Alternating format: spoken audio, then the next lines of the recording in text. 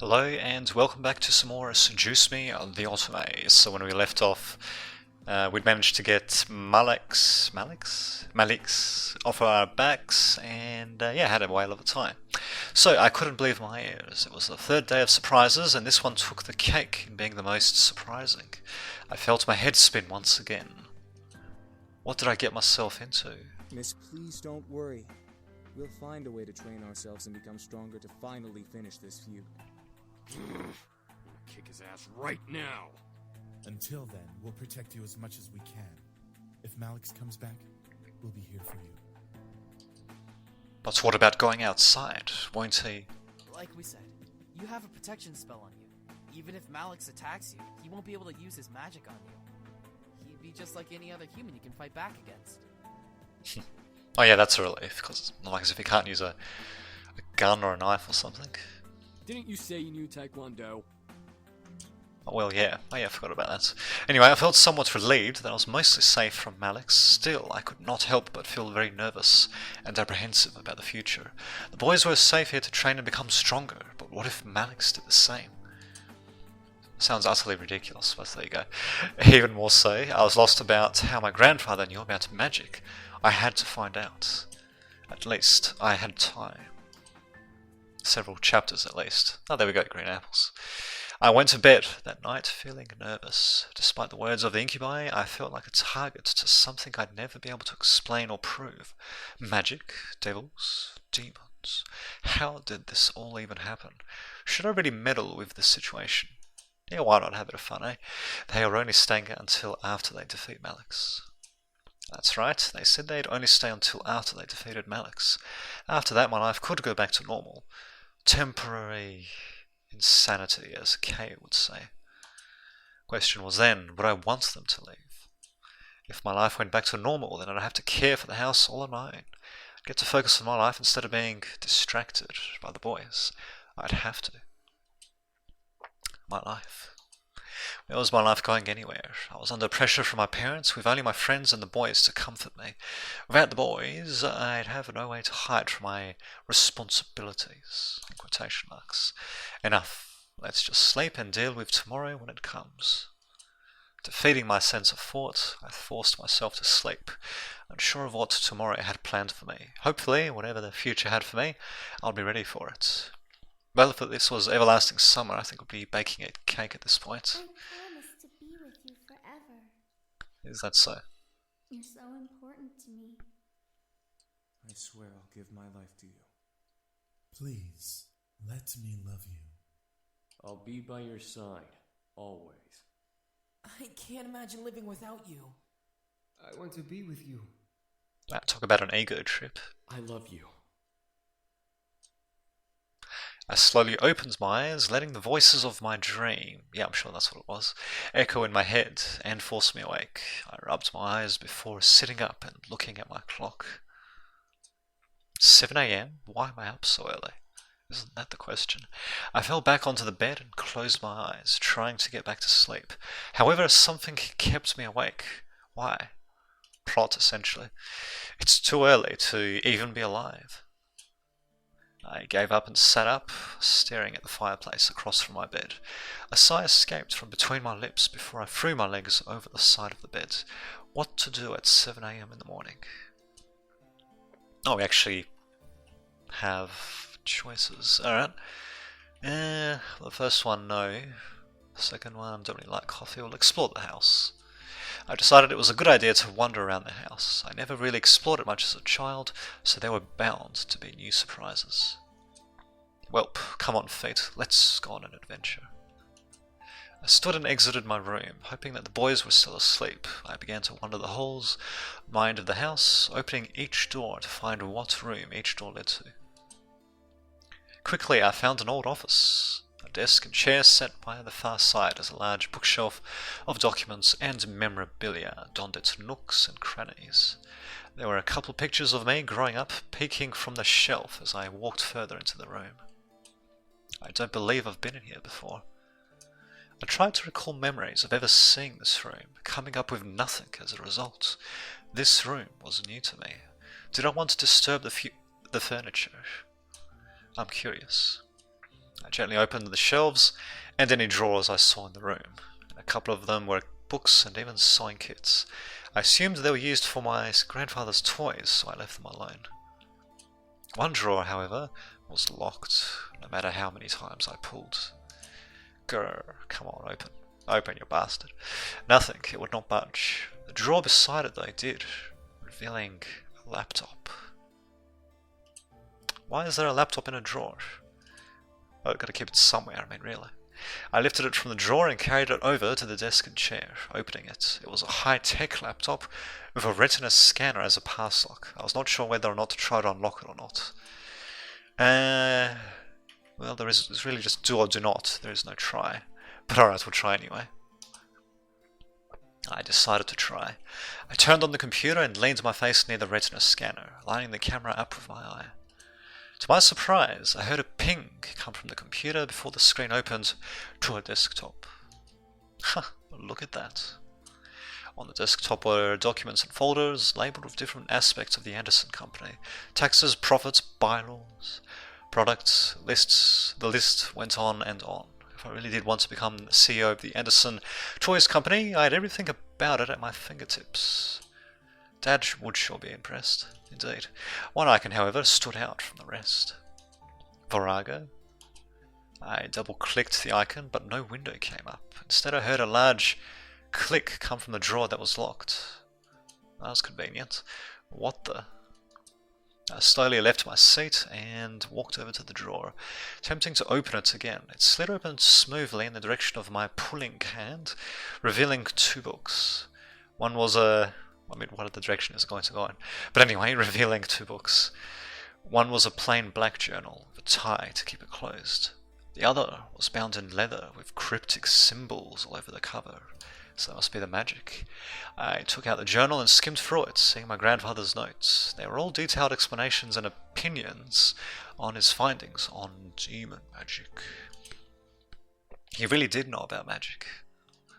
I sat down at the desk and read through the actually, it makes you wonder if the father knows as well.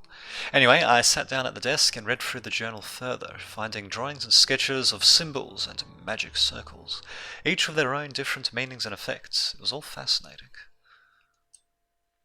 There was even a page of important spells to know. I read through them, trying to memorize them into my mind. My God, getting into Baldur's Gate territory here. I don't know what came over me, but I started to feel more energetic and more powerful simply reading my grandfather's notes. I was suddenly aware of the energy that surrounded my body and the power that was around the house. The more I read, the more powerful I became. However, my mind suddenly froze and I found myself walking back to the drawer, putting the book back and closing the drawer. The lock reset and I snapped out of it. Huh? What? Getting tongue-tied there. Possession is 9/10 the law, after all. I shook my head and looked at the drawer, realizing what I had done. I walked over to the desk to reopen the lock, but suddenly felt the need to stop. Something held me back and didn't want me to pry any more than I already had. I was curious beyond belief, but I obeyed my thoughts for now. Eventually, I would come back and look into it. Yep, it's possession, I bet. Curiosity's in the family. Damn straight. I returned to bed, feeling the weight of the morning drag me under my covers to try sleeping again. I had energy, but I wanted more sleep. It was Sunday. Nothing was happening today. Come on, eyes, back to sleep. Shut my eyes and tried to slow my breathing. I looked at my phone to check the time once again. It was noon, yet it felt like I'd slept for much longer. Why is time going so slowly? Aliens, maybe. Or maybe the magic. Anyway, I sighed, got changed into normal clothes and went out to the main hall and sat on the stairs. Sundays were very boring. However, the muffled sounds of battle caught my attention. Huh? Well, they're training, obviously. Quickly went out to the backyard in response to the noise I'd heard. In the yard, were all 5 of the boys, practicing fighting. Sam was in the middle with the other 4 surrounding him and throwing punches and kicks at him. Sam, being the strongest of the bunch, blocked and dodged, each almost masterfully. Don't disturb them. Yeah, fuck it. I just watched. The boys were very much in their own world, focusing on the training they all were in. Focus on the charity, they're all in. Yeah. It was better not to disturb them. I checked the time and decided to head inside to the kitchen. I was getting hungry, and I'm sure the boys would need to eat soon, so lunch was a must. Might as well make lunch today. It's been a while since I cooked. Modern times, eh? Anyway, lunch wasn't particularly hard. I decided to make pizza for lunch, really? Oh, probably just heating it up.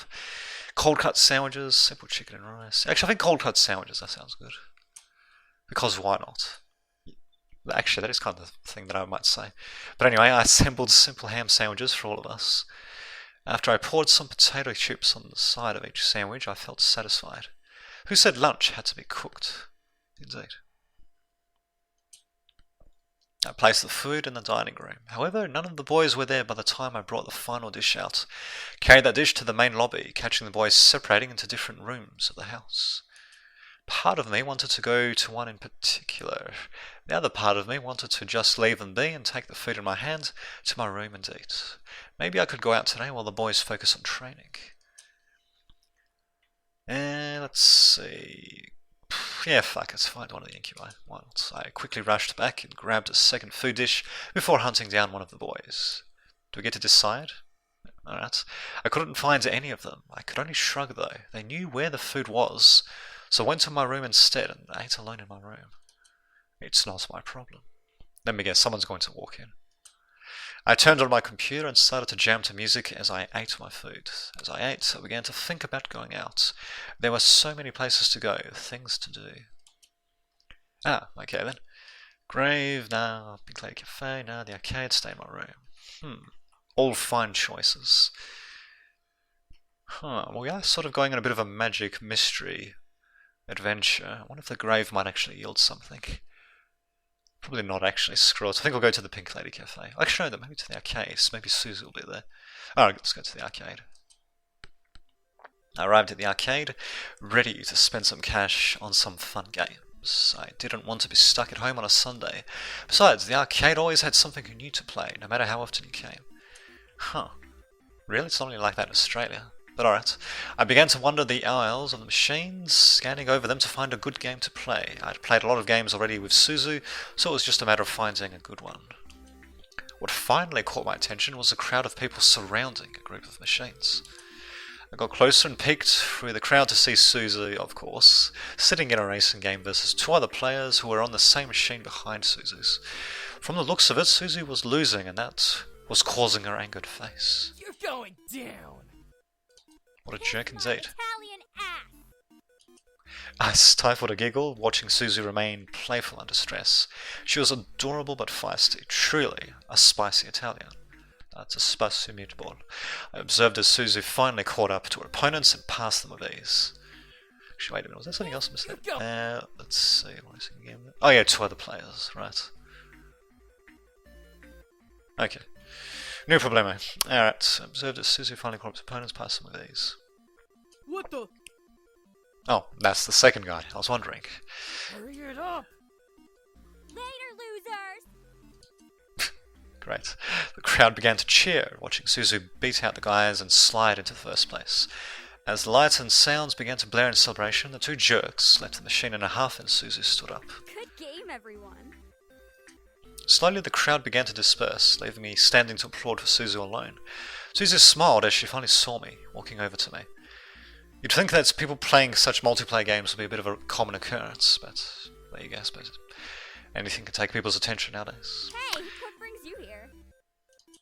I didn't want to be stuck at home, so I came, yeah. I needed to have some fun after yesterday. Yeah, man, I get you.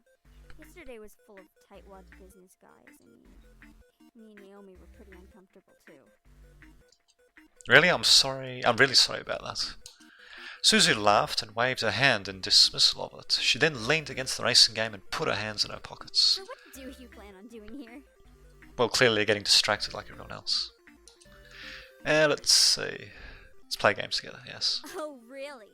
What game do you think you could beat me at? I think we can do some major damage and beat our high scores in robot extermination. Suzu grinned from ear to ear, nodding before taking my hand and heading over to the machine in question.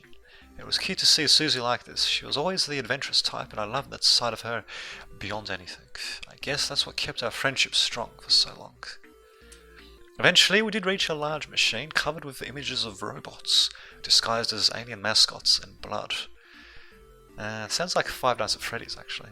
Anyway, we took up our plastic guns, although I don't think they're shooting them in that game. But anyway, took out our plastic guns and swiped our game cards across this credit slot, giving our credits to the game to play. You take left, I take right.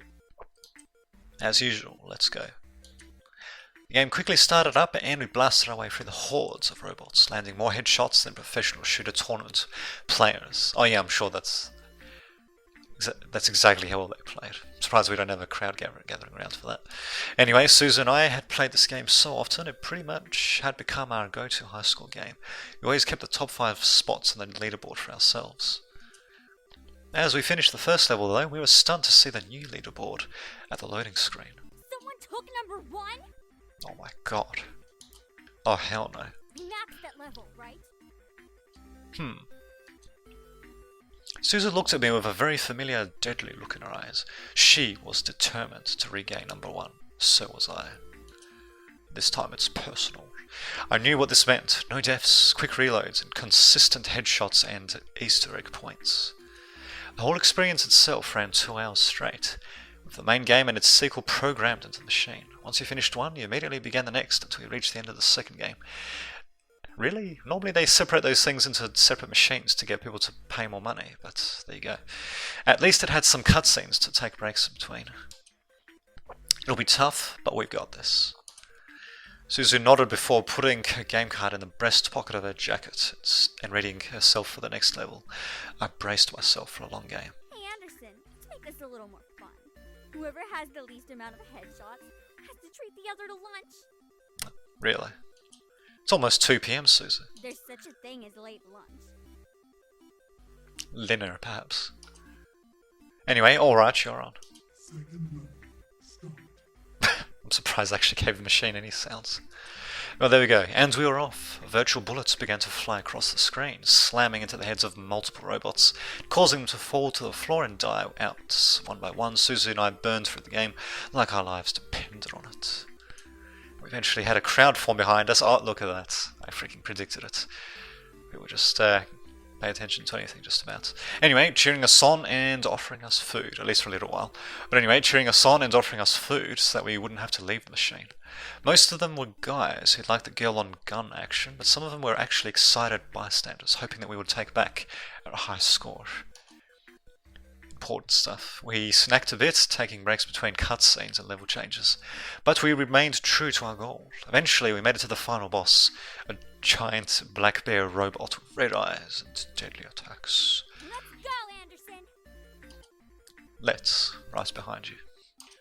The crowd behind us began to cheer as we began our final battle. Our legs were a little wobbly, but we were too into the game to care. All we cared about was a large red bar at the top of the screen slowly emptying with each bullet we fired into the boss's body. We only had a few shots left when someone called out, Girls suck! Now, of course, without missing a shot, Susie and I replied at once. You wish we did! Very well said. Before landing the final blow to our opponent, the death cutscene flashed and played on the screen. The scream of the robot bear booming through the speakers. Wait a minute. Oh, okay. Susan and I weren't excited just yet. We were waiting for the high score screen to appear. It was the final high score screen of the entire game, so it was the most important screen in our eyes. Come on, come on. The screen popped up revealing our code SCA as the number 1 score in the game, knocking down a mysterious Mal opponent to second place. A malcontent, perhaps. The crowd behind us went ballistic as Susan and I hugged each other tightly in joy. It was like stepping over a major milestone, despite it only being an arcade game. We did it. Wahoo. The second stats screen came up, separating Susan and I from our hug of delight. In matters of accuracy, I was better. However, Susie had more kills and headshots, making her the winner of our little bet. Booyah! Free lunch! Oh, doesn't that just suck? Alright, where to, boss? I just want some drive-through food. I've been eating way too many home-cooked meals, man.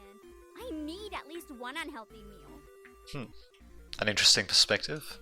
Suzu's family was indeed an Italian family, but they were very self-conscious about their food. They were quite possibly the healthiest family I knew. Suzu and I left the arcade, occasionally stopping to be given praise or be asked a question about our gaming skills. We eventually headed out to the parking lot, where a decently used Jade motorcycle sat with chains around its wheels. Suzu quickly took off the chains and took a seat on the bike, getting out 2 helmets, placing one on her own head and ushering me to sit behind her. I followed her gesture and made myself comfortable on the leather seat behind her, putting on one of the helmets, and wrapping my arms around her waist. Helmets, eh? Anyway, that aside, I had ridden with her on her motorcycle before, so this was nothing new to us. Suzu revved the engine, quickly sped out of the lot, driving into the streets towards a fast food joint, into darkness by the looks of things.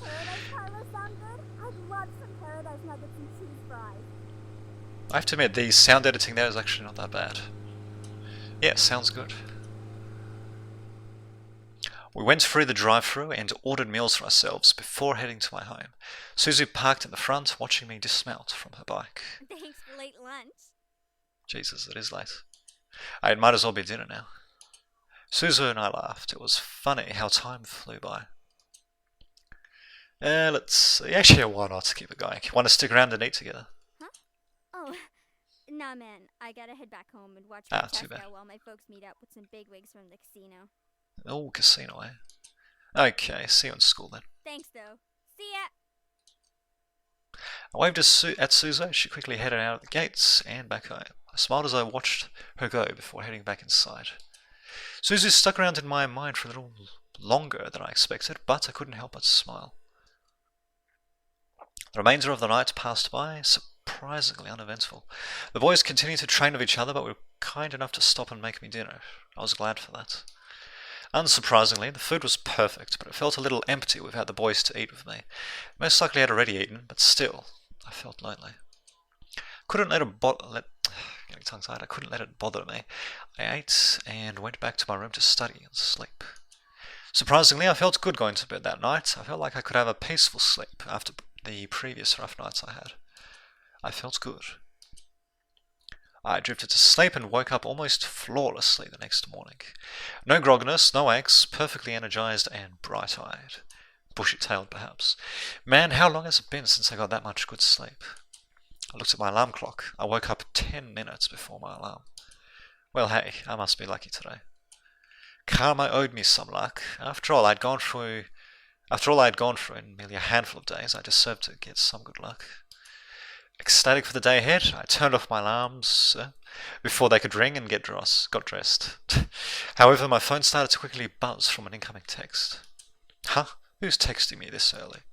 Yo, Anderson! You're carpooling with us from now on. We're not letting you waste your money on a bus. Get ready and be at your gate at 7 stat.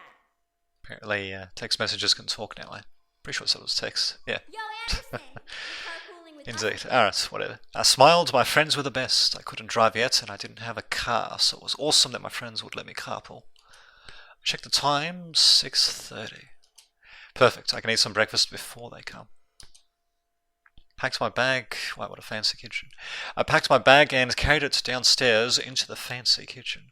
I quickly made myself coffee and toast, not having time for anything big. I let out a soft sigh of happiness as I sipped my coffee. I felt great and I felt like nothing could stop me today. Come at me, day. I'm ready for you. Ah, yes. Not jinxing it at all, is she? I looked at the time again. Time to go. Quickly rushed to the doors, checking myself in the passing mirror. I wasn't wanting to impress anyone, but I still needed to look decent. And right on cue, Naomi drove up to the gates with Susie waving me down. I rushed out the door and we headed to school, talking about the homework and the coming day. We made it into the school without a hitch. Our lockers were in the same part of the hall, so we quickly unloaded what we needed to and got our important books and necessities. First incident of the day. As I walked towards Suzu and Naomi, who were both waiting for me on the opposite side of the hall, something hooked my ankle and made me fall forward. What? Ow. Hey, are you okay? Who did that? Oh, the bitch. The three of us looked back to see Lisette and her gaggle of girls. Lisette had a look of complete innocence while the girls around her giggled like no tomorrow. Why, you little... Suzu, don't! God, it's almost like primary school. Alright, I felt a giant fire of anger burn in my stomach as I stared at Lisette. Today was not the only time this had happened to me. However, it was now clear who was behind these incidents. Even if she was innocent and one of her goons did it, it was now obvious that Lisette was the mastermind, just from the look in her face. She was no friend, nor would she ever be. I had to do something. So let's see. Oh. Surprised there's not actually a timer here. Alright, stand up, glare into her soul. I think we'll just go after her and get her. I had had enough. Oh, okay, there we go. I felt adrenaline rush through my body as I pounced off the ground and rushed at Lisette. I was not going to be the only one with scrapes this time. I tackled Lisette to the ground, swiping and slapping her innocent face. She screamed in fright before trying to push me off and block my attacks. Holy shit! Anderson! Stop it! Well, why not? I wasn't listening anymore. I let my carnal need to get revenge take over as I began to pull at Lisette's hair to get better aim at her face with my free hands. I want to just have a good old-fashioned catfight, eh? I'd had enough of the bullying, the wounds, the insults. All of that was going... burn. What? All of that was going burn in the past. Okay. All of that was going burn in the past as I scraped my nails and hand across Lisette's face over and over. My rebellion would be marked on her pretty face for all to see. Lisette pushed me off and scrambled to her feet, both panicked and angry at the same time. Her emotion was nowhere near close to the anger I was feeling. Are you crazy? What the hell? I stood up very slowly, glaring daggers until Lisette's soul through her eyes. I must have had some sort of monster behind me, or maybe I looked like the monster myself. But the gaggle of girls, Lisette, and even my friends had a look of pure terror on their faces. I've had enough of you, Lisette. You obviously won't stop unless I fight back. Well, guess what? You're gonna get it. Now, here we go. I charged at Lisette a second time, shoving her hard against the lockers. She let out a yelp of pain as she smacked the back of her head, oh ouch, against the middle behind her before glaring and shoving me back. As I stumbled back, Lisette raised her hands, ready to fight. Then come on, Anderson. Show me what you've got. I bet it's not much. Oh, now let's see about that. I felt myself snarl in anger before raising my own fists, remembering my taekwondo.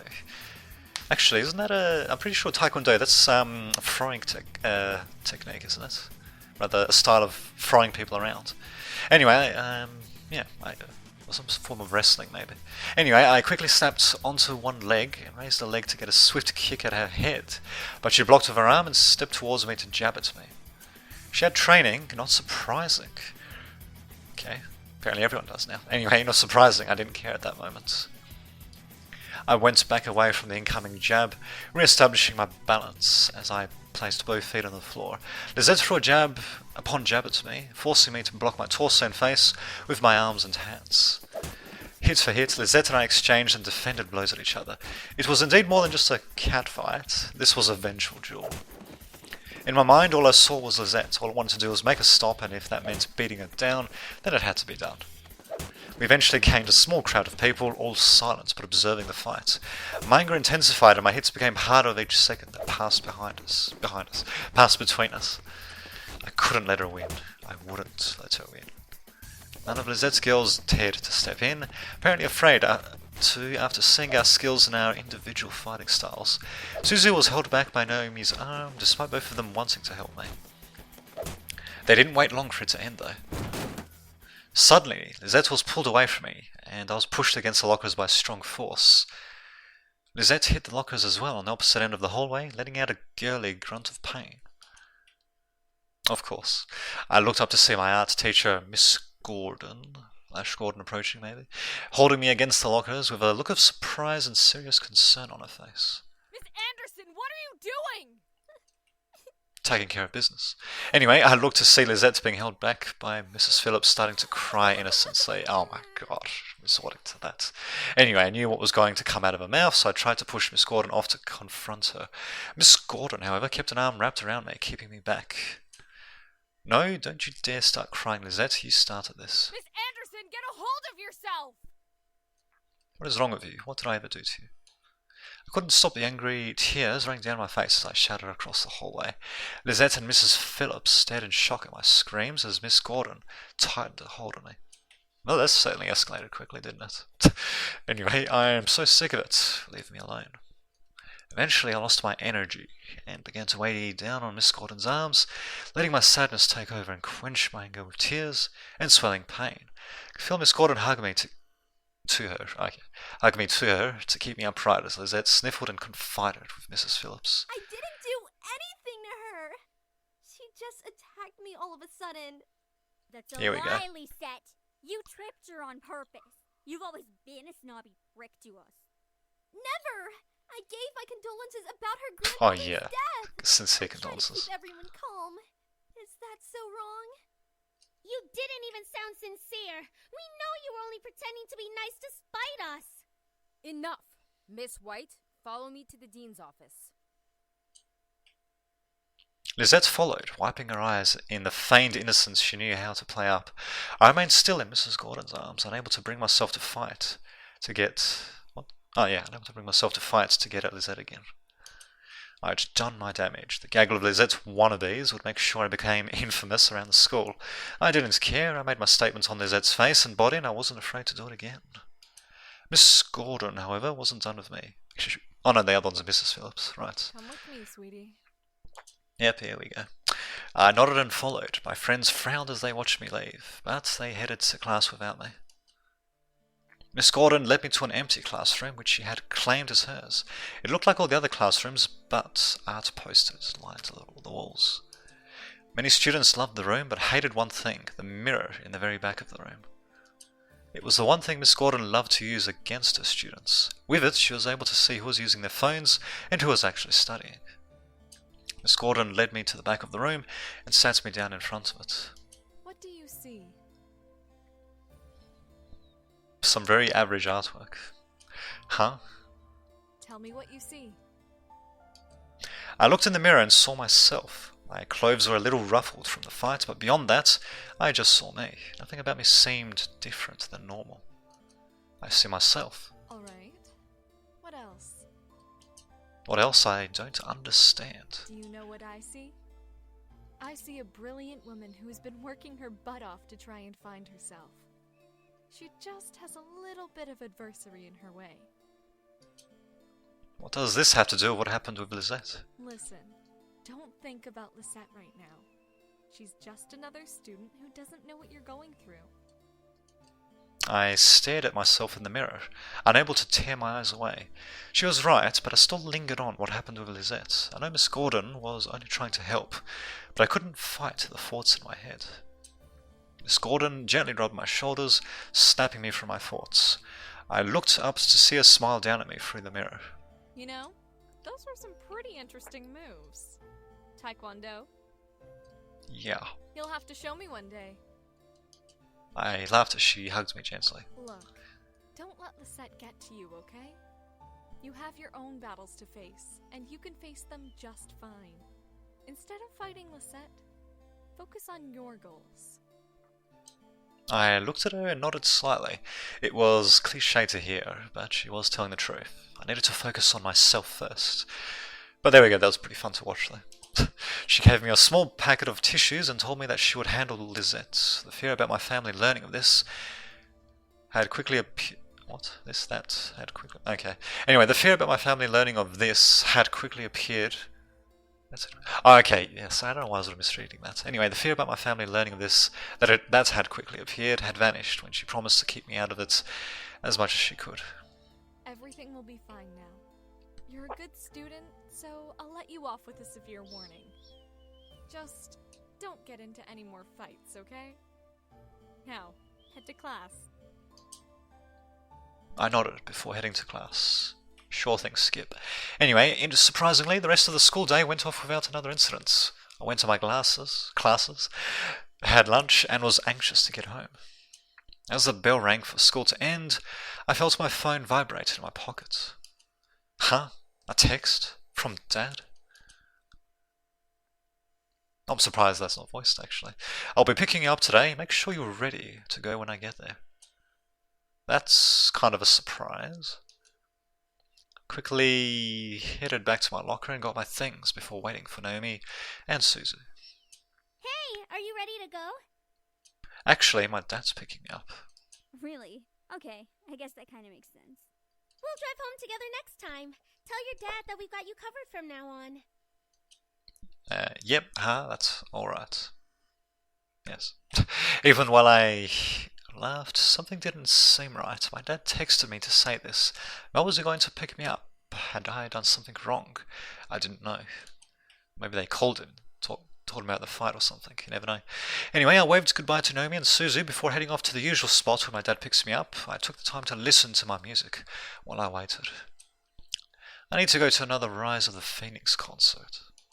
Eventually, I had played the entire album with no one showing up. Aha, it's a trap. I knew it. What the hey? Dad's never this late, especially not this late. Oh, sorry, Dad's never late, especially not this late. I quickly dialed my dad's number again, but as soon as I pressed call, it disconnected and read a signal disconnection error message. I knew it. Freaking Malik's most likely. What the? No signal error. How do I not have signal?